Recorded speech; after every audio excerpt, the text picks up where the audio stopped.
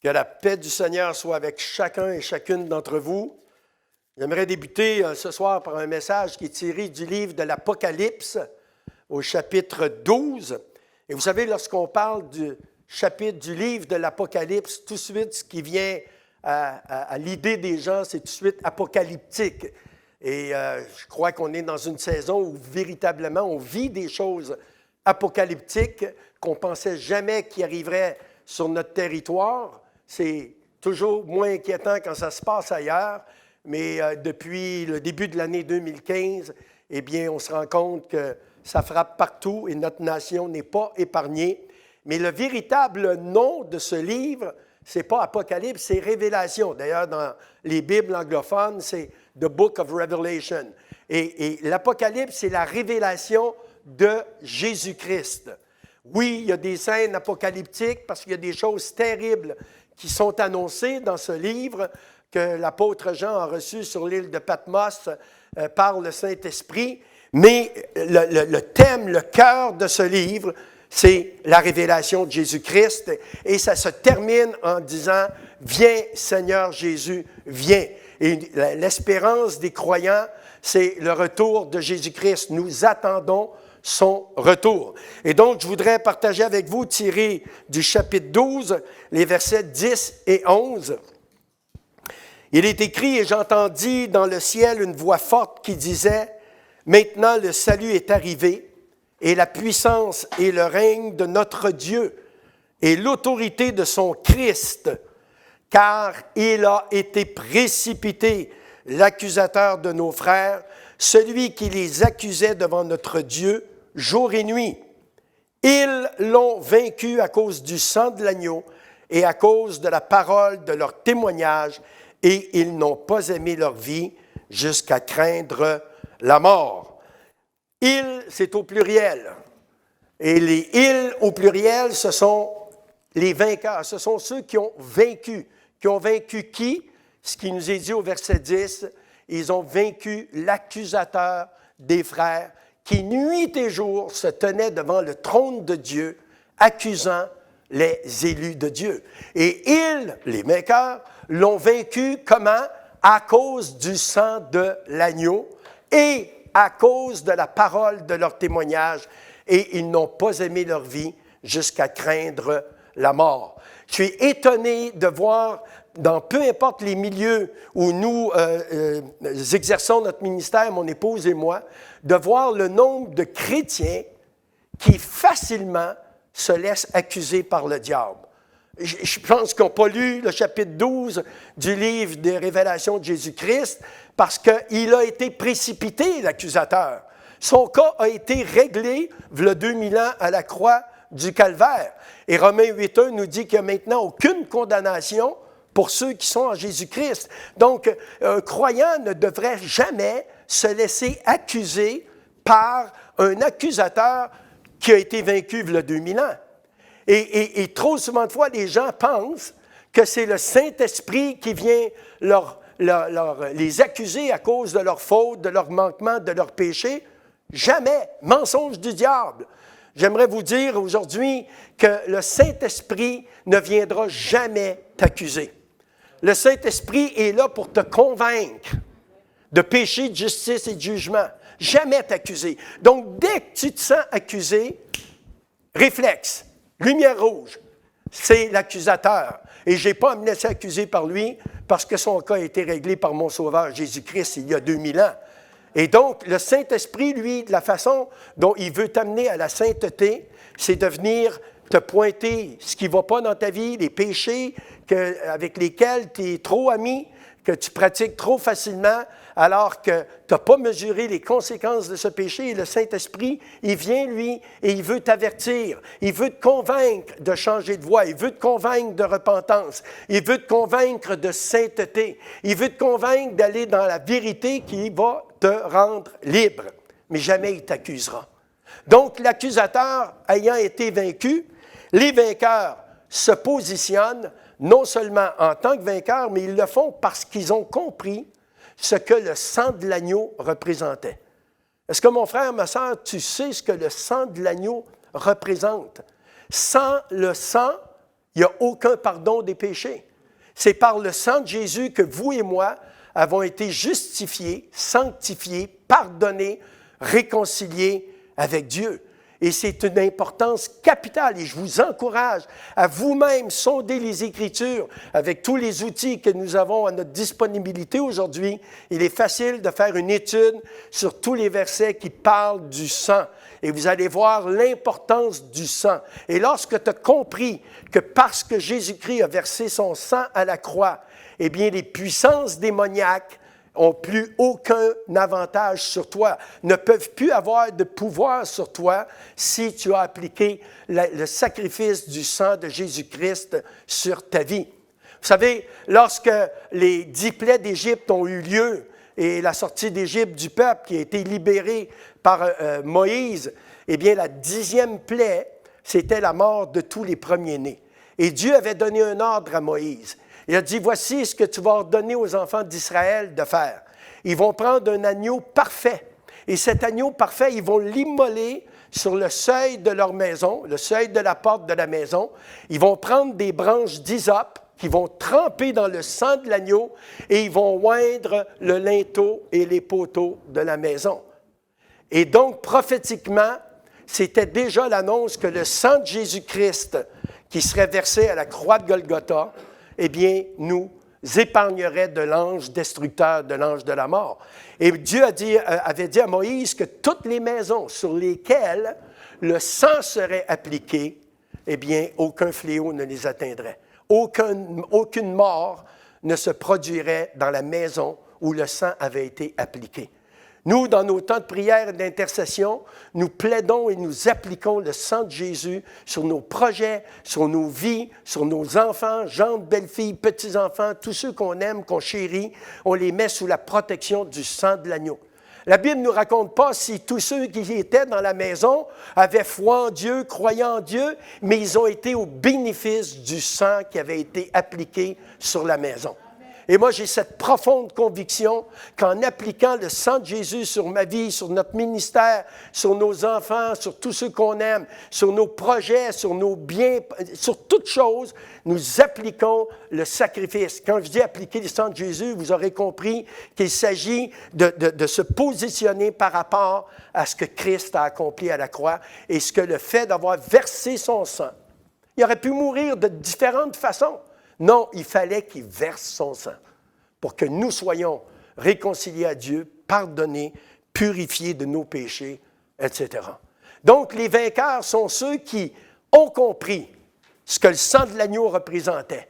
Et c'est à cause du sang de l'agneau et, c'est une conjonction qui unit deux choses, donc, à cause du sang de l'agneau et à cause de la parole de leur témoignage.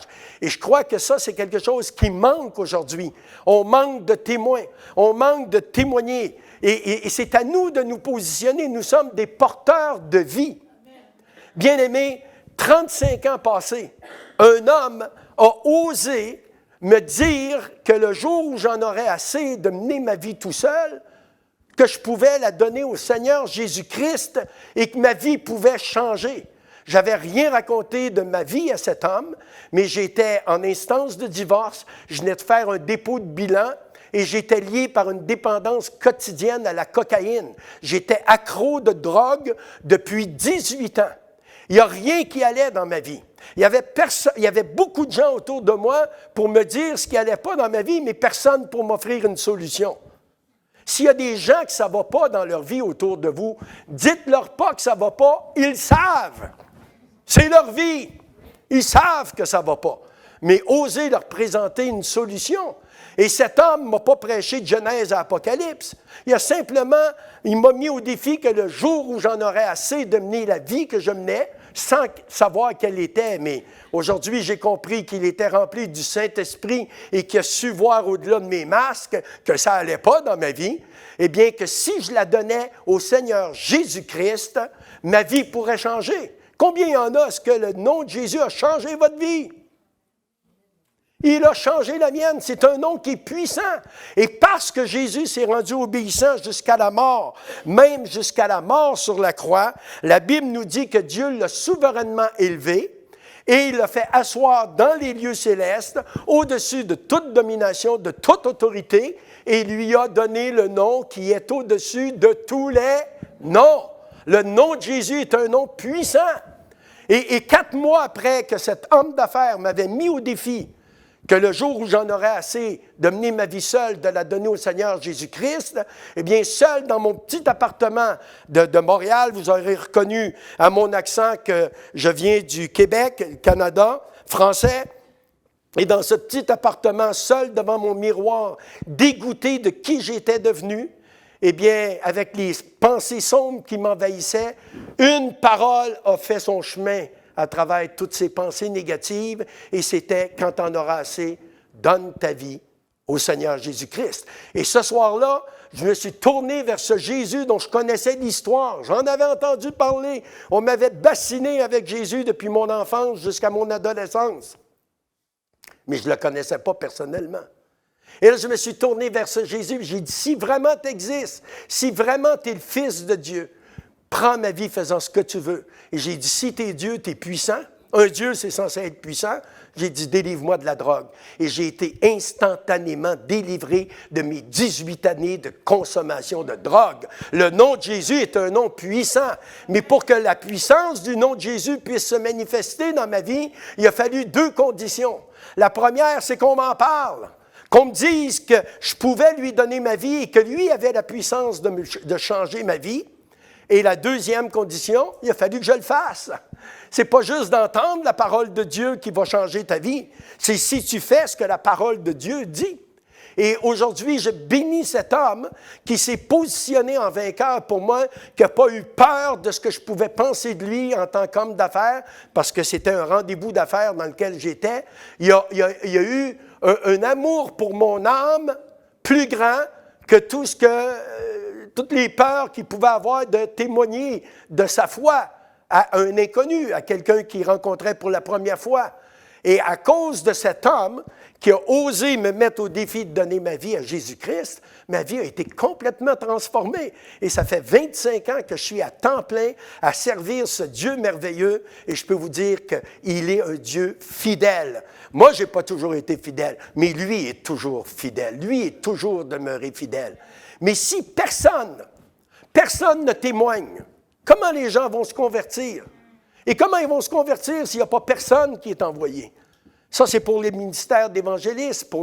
Mais aujourd'hui, nous sommes entrés dans une saison où je pense que plus que jamais, il est temps que nous positionnions en tant que vainqueurs et que nous n'ayons pas honte du nom de Jésus-Christ et d'annoncer l'Évangile. Qu'est-ce qu'un vainqueur? Un vainqueur, c'est celui qui se positionne en faveur de quelqu'un d'autre. C'est quelqu'un qui ne fait aucun cas de sa propre vie, mais qui a à cœur le salut, la réussite, la transformation de la vie des autres. L'apôtre Paul, dans Actes 20, 24, dira « Mais je ne fais pour moi-même aucun cas de ma vie comme si elle m'était précieuse, pourvu que j'accomplisse ma course avec joie et le ministère que j'ai reçu du Seigneur Jésus d'annoncer la bonne nouvelle de la grâce de Dieu. » Paul, après qu'il a reçu la révélation que Jésus-Christ était le Fils de Dieu, eh bien, il n'a plus fait aucun cas de sa vie. Dans un des textes, Paul dira que tous ses diplômes, tous ses titres qu'il avait accumulés alors qu'il avait été enseigné au pied de Gamaliel, qui était un rabbin de haut niveau, etc., il dit « Je les ai considérés comme de la boue en comparaison avec l'excellence de connaître Christ. » Et Paul a été lapidé, a été mis en prison, il a été battu, il a fait naufrage, et jamais ça ne l'a arrêté. Pourquoi? Parce que l'amour de Dieu le pressait. Ce qui était le plus important pour Paul, ce n'est pas ce qui lui arrivait à lui, ce n'est pas si Dieu le bénirait dans ceci ou dans cela, c'est que le plus grand nombre vienne à Christ, le plus grand nombre soit sauvé. C'est un vainqueur. Grâce à son positionnement. Grâce à son positionnement, eh bien, Paul, qui n'a jamais vécu une seule journée avec Christ, il ne faisait pas partie des 12 apôtres que Jésus s'était choisi, eh bien, il a écrit 13 des 27 livres du Nouveau Testament. Alléluia! Eh bien, pourquoi? Parce qu'il était un homme rempli du Saint-Esprit, avec une conviction que le nom de Jésus pouvait changer la vie de quiconque, et il a consacré le reste de sa vie à annoncer cette bonne nouvelle partout. Alléluia! Et ça continue aujourd'hui. Et moi, c'est un de mes modèles du Nouveau Testament. Et combien de fois j'ai puisé dans l'exemple de l'apôtre Paul, le courage de traverser des épreuves, des difficultés, des moments où j'aurais eu envie de baisser les bras et de dire, hey, écoute, tant pis les autres, mais je vais vivre ma vie, moi. Non, non, non. Quand tu regardes à l'apôtre Paul, tu puises en lui le courage de devenir comme lui et d'aller plus loin. La Bible nous parle de plusieurs de ces hommes et de ces femmes qui se sont positionnés en vainqueurs et que grâce à leur positionnement, des peuples ont été sauvés, des nations ont été sauvées. Et à leur suite, d'autres se sont dit, ben, hey, si lui a pu le faire, moi aussi je peux le faire. Vous savez, une des histoires qui m'a toujours le plus interpellé et marqué dans l'Ancien Testament, c'est cette histoire de David et de Goliath. Parce que là, on parle d'un positionnement face à un géant. Et chacun connaît l'histoire de David et Goliath. Goliath, c'est un homme de guerre depuis son enfance. Tout ce qu'il fait, lui, c'est de se battre et de se battre. Lui, il est heureux quand il tue du monde. C'est un guerrier et c'est un géant en plus. Et les Philistins, duquel Goliath appartient, au peuple duquel il appartient, viennent pour marcher contre Israël. Et là, il y a un défi qui se lance. Au lieu de nos armées qui se battent l'une contre l'autre, et ça coûte cher, ça brise les armements, ça blesse, ça tue du monde. Au lieu qu'on fasse une guerre, l'armée contre l'armée, les Philistins ont dit, on t'envoie notre meilleur guerrier, vous nous envoyez votre meilleur guerrier, les deux se battent, et celui des deux qui gagne, son armée a gagné, puis les autres sont soumis à lui. Et le roi Saül, à l'époque, qui était le roi d'Israël, a accepté le défi, sauf qu'il n'y a personne qui se pointait en vainqueur. Personne qui osait aller défier ce Goliath. Et David, c'est un gardien de troupeau. C'est un jeune berger. Et selon les historiens, David avait environ 15-16 ans quand il est allé affronter Goliath. Vous imaginez-vous? Un adolescent de 15-16 ans qui garde des troupeaux et dont le père envoie David avec un peu de nourriture pour ses frères qui sont au front. Et quand David arrive et qu'il voit ses frères et qu'il voit l'armée d'Israël dans une attitude de défaitisme, de découragement, il dit, mais qu'est-ce qui se passe? Elle est où l'armée du Dieu vivant? Et là, ils ont dit, mais tu n'es pas au courant de ce qui se passe? Et là, il lui raconte l'histoire de ce fameux Goliath qui vient les haranguer chaque jour et les traiter de minus et de bons à rien. Et envoyez-moi votre meilleur que je puisse lui trancher la tête et le tuer. Et quand David a appris ça, il a dit, quoi? Lui va insulter l'armée de l'Éternel? Il dit, moi, je vais y aller. Et c'était le seul volontaire. Donc, Saül, il a dit, OK, vas-y. Vous connaissez l'histoire. Il a voulu y mettre son armure. C'était pas... Va te battre avec tes armes à toi, pas ceux d'un autre. Et donc, David dit, non, j'aime mieux y aller avec ce que moi, je maîtrise. Et lui, c'était la fronde. J'imagine David qui garde les troupeaux. Les journées sont longues. Qu'est-ce qu'il fait, David? Il y a une fronde. Il ramasse des cailloux. Il prend une petite canette de Coca-Cola, il la met à 5 mètres, il se pratique à la faire tomber. Quand il l'a à tous les coups à 5 mètres, il recule à 10 mètres, il recommence la même chose. Il se pratique à journée longue à viser une petite canette. Plus tu t'éloignes d'une cible, plus elle rapetisse. Et David était devenu un pro de la fronde. J'imagine qu'il faisait tomber une canette à 30-35 mètres avec une roche. Donc, il était vraiment devenu un pro. Et quand il est arrivé face à Goliath, il ne l'a pas vu comme l'armée israélienne l'a vu. Quand l'armée israélienne regardait Goliath, il disait « Hey, il est trop gros, il va nous tuer! » David, quand il a regardé Goliath, il dit « Hein? Il est trop gros, je ne peux pas le manquer! » Et schlax! Une pierre dans le front, son ennemi, tombé par terre, a pris l'épée de Goliath et lui a tranché la tête. Comment regardes-tu les circonstances de ta vie? Comment regardes-tu les épreuves auxquelles tu fais face? J'aimerais t'encourager aujourd'hui pour te dire que plus que ton épreuve est grosse, plus qu'elle est facile à atteindre. Alléluia! David, il dit à Goliath, « Toi, tu viens contre moi avec la lance, l'épée et le javelot. Moi, je viens contre toi au nom de l'Éternel des armées. » Et aujourd'hui, dans les situations dans lesquelles nous nous trouvons, est-ce qu'on a la même audace que David pour dire, peu importe les circonstances, peu importe ce qui se trouve devant nous, pour dire, « Hey, moi, je viens contre toi au nom de Jésus-Christ de Nazareth. » Le nom qui est au-dessus de tous les noms. Le nom de Jésus. Alléluia. Savez-vous qu'est-ce qui est arrivé par la suite?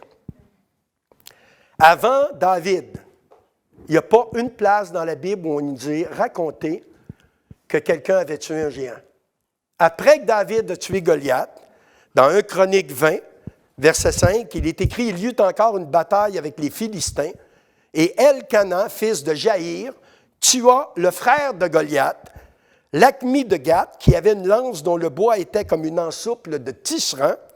Il y eut encore une bataille à Gath, et s'y trouva un homme de haute taille qui avait 6 doigts à chaque main et à chaque pied, 24 en tout, et qui était aussi issu de Rapha. Il jeta un défi à Israël, et Jonathan, fils de Chiméar, frère de David, le tua. Vous voyez les répercussions? Quand quelqu'un a le courage et l'audace de se positionner en vainqueur, ça a un effet d'entraînement. Mais le plus grand de tous les vainqueurs, c'est Jésus-Christ. Lui est venu se positionner en vainqueur pour nous. Nous avions comme père autrefois le diable, nous dit Jean 8, 44. Nous étions comme notre père, tel fils. Nous étions menteurs, adultères, tricheurs, voleurs, etc. Et nous étions esclaves du péché, incapables de nous en sortir par nos propres forces. Et Jésus est venu, puis il a dit à son Père, « Moi, je vais aller les sauver. Moi, je vais aller les sauver. Je vais aller les arracher des mains du diable. » Et quand Jésus est venu, puis il a confronté le diable, il dit, « Si tu les veux, il va falloir que tu donnes ta vie pour eux. Ça va te coûter ta vie. » Et Jésus, il dit, « Je les aime tellement. Ils ont tellement de la valeur. Ils sont tellement précieux pour moi que je vais donner ma vie. » Et là, le diable a essayé de le décourager. Il dit, « À quoi ça sert de donner ta vie pour des gens qui en auront rien à cirer de toi? » Les gens, ils ne veulent rien savoir de la religion, de toutes ces choses-là. Et toi, tu vas donner ta vie pour un reste, ne serait-ce qu'une personne. Que pour une personne, tellement nous sommes précieux aux yeux de Dieu, Jésus-Christ aurait donné sa vie quand même. Et là, il a dit au diable, « Marché conclu. Tu me fais arrêter, tu me tues. Mais je vais ressusciter. La mort n'aura pas de pouvoir sur moi. Mon Père qui m'a envoyé, va me ressusciter des morts. Et quand j'aurai accompli le sacrifice parfait, moi, l'agneau de Dieu qui ôte le péché du monde, quand moi, j'aurai offert ma vie en sacrifice, comme il le dit, personne ne m'ôte la vie, j'ai le pouvoir de la donner ou de la garder. Je la donne volontairement par amour pour chacun, chacune, qui du fond de leur détresse m'invoqueront pour leur salut, pour leur pardon des péchés. Eh bien, je donne ma vie. Et son sang a coulé. Il est mort. Mais la mort n'a pas su le garder. Et parce qu'il est ressuscité des morts, parce qu'il a vaincu la mort, la Bible nous dit, tous ceux qui mettons notre confiance en lui, nous ne mourrons jamais. Nous allons, selon Jean 11, 25 et 26, Jésus dit, « Je suis la résurrection et la vie. Celui qui vit et croit en moi ne mourra jamais. » Alléluia. Lui est venu se positionner en vainqueur. Lui, il n'a pas regardé à sa vie comme étant quelque chose d'important. L'amour donne. L'amour donne. Car Dieu a tant aimé le monde qu'il a donné son Fils unique, Jésus-Christ. Jésus dira, il n'y a pas de plus grand amour que de donner sa vie pour ceux qu'on aime. Il devait nous aimer d'un amour que nous, on a de la difficulté à saisir, à comprendre, parce que très peu de gens ont envie de donner leur vie pour les autres. Et aujourd'hui, on n'est pas appelé à donner notre vie, mais à faire des sacrifices, à se positionner, au moins à témoigner, à être des porteurs de vie autour de nous. Vous savez, si je peux me tenir devant vous aujourd'hui avec une Bible en main, c'est qu'un jour, un homme s'est positionné pour que nous, le peuple, puisse avoir accès aux Écritures parce qu'il voyait que, vous aurez deviné que c'est Martin Luther, qui est un héros de la foi, même s'il a mal terminé en devenant antisémite et autres, et la théologie de remplacement, que l'Église remplaçait le peuple d'Israël, ce qui est faux. Le peuple d'Israël est toujours le peuple d'Israël, toujours le peuple choisi de Dieu, etc. Mais Martin Luther, quand il est allé à Rome, lui qui était promis à de hauts grades au sein du catholicisme, quand il a vu le marchandage des indulgences et les choses qui se passaient à Rome, il aurait pu se taire, continuer sa vie, continuer à avoir des promotions, à monter dans la hiérarchie du catholicisme avec tout ce qui gravite autour de cela. Et non, par amour pour le peuple. Par amour d'abord pour son Dieu, parce que lui il lisait la Bible et il voyait que ces choses-là étaient contraires à ce que la parole de Dieu enseignait. Et donc, il s'est positionné et on a voulu le tuer. D'ailleurs, son bras droit, un autre moine qui s'était joint à lui, est mort martyr sur un bûcher. Et lui, on a essayé de l'assassiner à plusieurs reprises. Il a osé se positionner. Il n'a pas fait de cas de sa vie.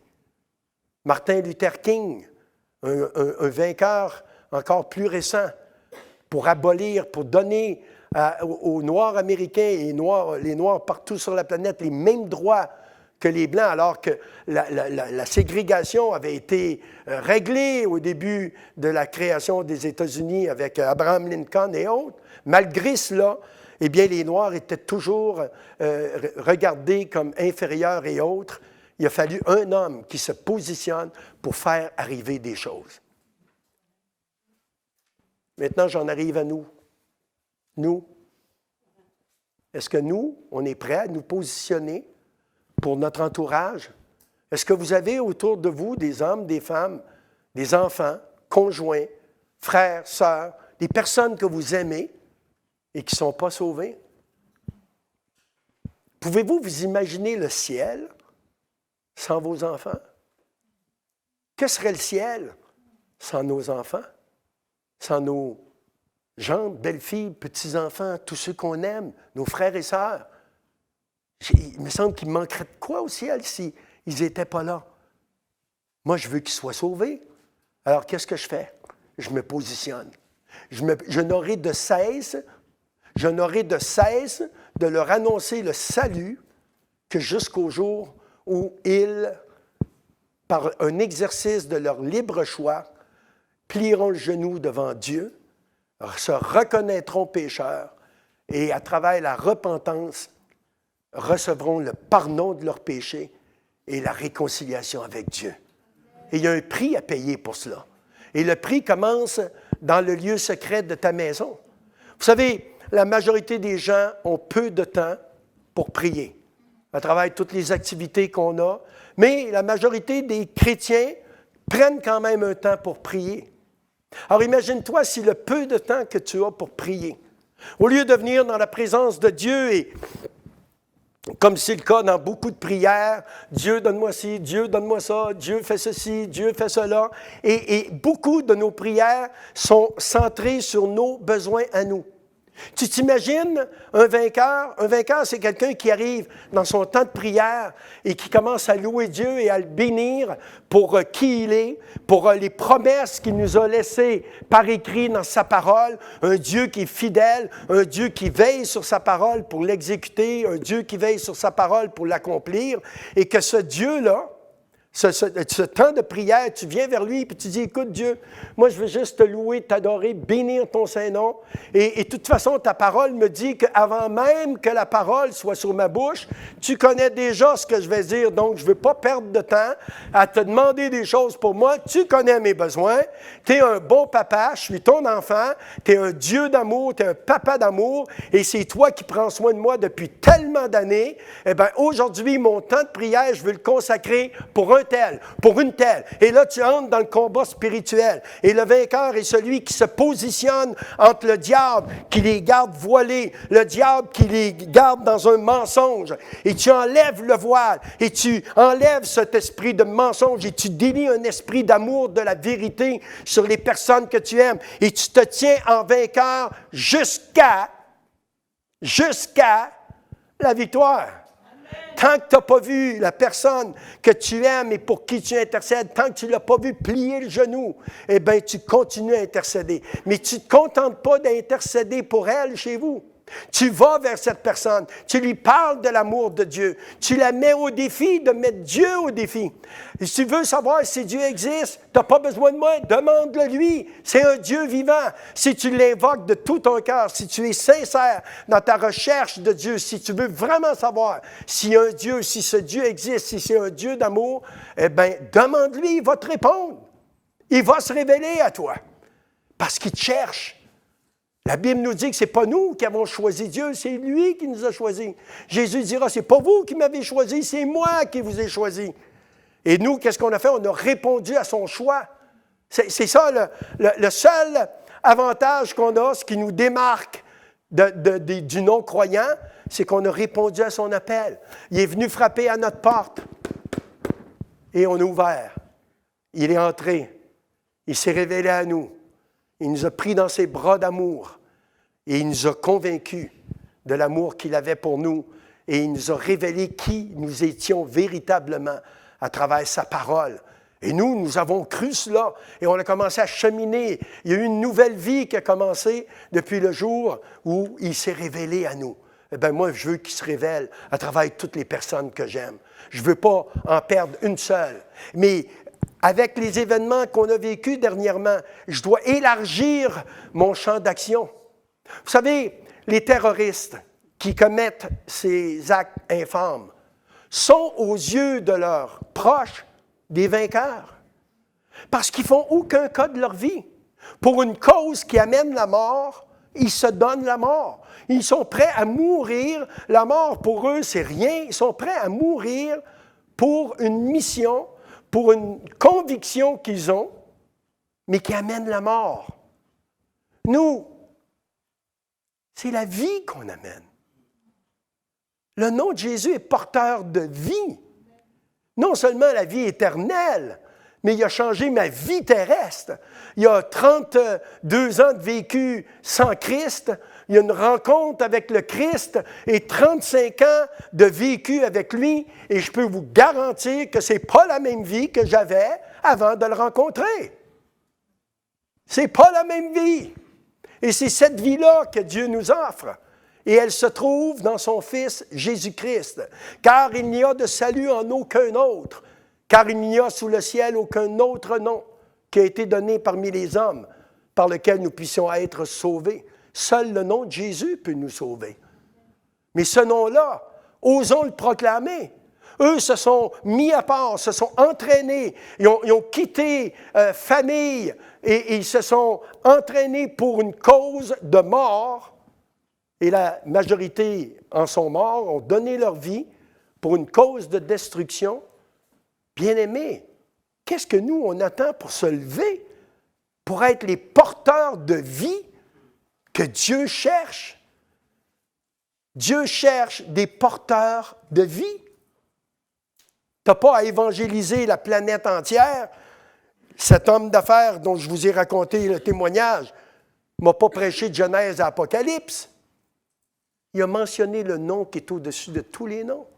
Il m'a juste mis au défi que le jour où j'en aurai assez de mener ma vie, je la donner au Seigneur Jésus-Christ. Et je peux vous garantir qu'aujourd'hui, à cause des événements terribles qui se déroulent partout sur la planète, nous avons le privilège et l'opportunité de pouvoir semer l'espérance dans les cœurs de ces gens qui sont sans Christ et qui ont peur et qui ne savent plus à quel saint se vouer, c'est le cas de le dire. Et nous avons la solution pour eux. On ne peut pas rester muet. Si nous ne parlons pas, les roches crieront. Et moi, je ne voudrais pas qu'une pierre se mette à parler et à témoigner à quelqu'un parce que moi, j'aurais trop la crainte, la peur de témoigner, que je serais timide, alors que la Bible nous dit que ce n'est pas un esprit de timidité que j'ai reçu, mais un esprit de force, de courage, de sagesse, d'amour. Je dois le manifester, cet esprit-là. Est-ce que j'ai suffisamment d'amour pour les gens qui m'entourent pour leur apporter la bonne nouvelle de Jésus-Christ? Mais là, on est dans une saison où on peut semer dans les cœurs des gens comme jamais auparavant. Vous savez, quand tout va bien, les gens sont fermés, ils sont bien dans leur espace vital, dans leur cercle où ils gèrent, maîtrisent, contrôlent. Tout va bien, hein? On gère. Mais quand ça va mal, comme ça va mal, là, on peut leur apporter l'espérance. Il leur dit, pourquoi toi, tu n'as pas peur? Comment ça, tu n'es pas inquiet avec tout ce qui se passe là? Non, parce que le Dieu en qui j'ai mis ma confiance ne sommeille ni ne dort. À tous les ans, j'organise des voyages en Israël. En 2001, suite aux événements qui avaient eu lieu sur l'esplanade du Temple en septembre 2000, la deuxième intifada avait commencé en Israël. Et nous devions partir le 4 avril pour Israël. Et depuis septembre, tous les groupes européens, à ma connaissance, et ce qui nous a été confirmé là-bas, annulaient les uns après les autres par peur de ce qu'ils nous montraient à la télévision. Quand tu voyais les chars d'assaut dans les rues de Tel Aviv, de Bethléem, de Jérusalem, de partout en Israël, et que Sharon avait décrété le pays en état de guerre, puis je peux vous garantir qu'il n'y avait pas de quoi se réjouir, puis tu n'avais pas envie d'aller là-bas. Mais moi, j'avais la conviction d'y aller. Avec les accompagnateurs qui sont fidèles avec moi depuis des années, Joël et Jacques Charaboutique, eh bien, 32 courageux nous ont suivis. Ils ont dit, ben attends, si vous y allez, nous aussi, on y va. Et nous sommes allés, nous sommes revenus. La preuve, je suis là. 2001, 2002, 2003. Et quand on est arrivé en Israël en 2001, nous étions le seul groupe européen de touristes, de pèlerins, à être en Israël. Le ministre du Tourisme avait délégué à l'aéroport son représentant pour nous accueillir et nous remercier d'être en Israël dans les temps troubles qu'Israël traversait. Et il dit, le ministre du Tourisme, pour vous remercier d'être là, eh bien, a mis à votre disposition pour toute la durée de votre séjour un de ses gardes du corps personnels. Et là, on me présente Asaph, qui était commandant de chars d'assaut et autres avant, et qui maintenant était rattaché à la personne du ministre du Tourisme. Et donc, on me le présente comme quoi que c'est lui qui va veiller sur notre groupe pendant tout notre séjour. Et quand on m'a présenté Asaph, je l'ai pris dans mes bras et j'ai dit, Asaph, tant que tu seras avec nous, il ne t'arrivera rien. Pourquoi il ne t'arrivera rien, Asaph? Parce que nous, on est venus ici sous la protection du Dieu d'Abraham, d'Isaac et de Jacob. Et notre Dieu, il ne sommeille ni ne dort. Et nous avons vécu un voyage extraordinaire. Et cet homme a été complètement bouleversé de voir la joie qui nous animait, la paix qui était la nôtre et l'amour qu'on avait pour son peuple. C'est ce qui les marque le plus. Vous savez, il faut prier pour Jérusalem, prier pour Israël. C'est la Bible qui nous le dit. Et il y a des promesses extraordinaires de rattacher. Dans Genèse 12, les versets 2 et 3, il est dit « Je bénirai ceux qui te bénissent et je maudirai ceux qui te maudissent. » Et une des raisons pour lesquelles mon ministère est aussi béni, c'est que je bénis Israël. Je n'ai pas béni Israël pour être béni. J'ai béni Israël parce que la Bible nous dit de le faire. Et j'ai tellement été béni. La première fois que j'ai été en Israël, c'était tellement extraordinaire. Je me suis dit, mais c'est annuel. Puis il faut que j'amène le plus de gens venir découvrir nos racines. Jésus était juif. Et donc, on s'est positionné en vainqueur. Eh bien, suite à ça, des groupes qui avaient l'intention d'annuler dans les mois qui ont suivi, parce qu'ils ont su que nous étions allés et qu'on était revenus, et les bénédictions qui en étaient découlées, eh bien, ont décidé de ne pas annuler et eux aussi d'aller. Et en 2002, et en 2003, et ça continue. Vous savez, il y a quelque chose d'extraordinaire quand tu te positionnes par la foi pour ton Dieu. Que tu aimes les gens plus que ton petit confort, ta sécurité, tes habitudes, tes façons d'être, de vivre et autres, qu'est-ce que ça va te coûter de te positionner pour les autres? Ça va te coûter de faire abnégation de toi, de renoncer à toi-même. Ça va te coûter peut-être ton petit confort, tes habitudes. Peut-être que tu vas éteindre la télé plus tôt et prendre un temps pour intercéder, prier, parce que tu n'as pas eu le temps le matin, parce que tu partais au boulot, etc. Et tu vas prendre des temps, tu vas te discipliner pour mettre un temps à part, pour venir dans la présence de Dieu, parce que tu sais que c'est un combat spirituel et que la victoire, elle commence déjà dans notre temps de prière et d'intercession. De lier l'homme fort. La Bible nous dit, si tu veux t'emparer d'une maison, commence par lier l'homme fort, parce que si tu ne lis pas l'homme fort, vu qu'il est fort, il va contester avec toi et tu ne pourras pas prendre ce que tu veux prendre dans la maison. Mais si tu ficelles l'homme fort bien comme il faut, tu y mets une menotte puis tu le rends inactif, inefficace, tu peux prendre ce que tu veux dans la maison. Et vous aurez compris que Jésus n'est pas en train de nous donner un cours de cambriolage. Il est en train de nous donner une leçon comment nous emparer des âmes. Avant de parler à quelqu'un de Jésus, parle à Jésus de ce quelqu'un. Commence par prier, par intercéder pour ceux que tu aimes. Positionne-toi entre le diable et tes bien-aimés pour dire au diable, si tu veux les toucher, il faut que tu passes ici en premier. Mais moi, je sais ce que le sang de l'agneau a accompli. Et écoute bien la parole de mon témoignage. Moi, je sais ce qui t'est arrivé il y a 2000 ans. Tu n'as plus aucun pouvoir sur nous, sinon celui qu'on t'accorde, et je t'en accorde aucun. Et le seul droit, le seul endroit légal où tu as le droit de te trouver face à moi qui suis en Jésus-Christ, c'est sous mes pieds. Et c'est là que je te positionne. Tu n'atteindras plus mes enfants, ma famille, mes bien-aimés, parce que je me positionne en vainqueur. En Zacharie 9:8, un verset qui m'a été donné plusieurs années en arrière, alors que mes 2 enfants avaient quitté le Seigneur et étaient dans le monde. Et le Saint-Esprit m'a repris et il dit, Michel, tu as négligé ton rôle. Tu as été beaucoup occupé à gauche, à droite, mais tu as négligé ta maison. Et l'ennemi en a profité et il est venu te les voler. Maintenant, positionne-toi et va rechercher ce qui t'a été volé. Et on chante ce chant qui dit, je suis allé dans le camp de l'ennemi et j'ai repris tout ce qui m'avait volé. Et j'ai été reprendre mes enfants. Et le Saint-Esprit, parce qu'à chaque fois qu'on est dans un combat spirituel, bien-aimé, cherchez d'abord un verset de la parole. Dis, Seigneur, donne-moi une parole sur laquelle je peux m'appuyer pour le combat, parce que c'est la parole de Dieu qui a vaincu l'ennemi. Jésus-Christ est la parole de Dieu. Et j'ai reçu Zacharie 9:8.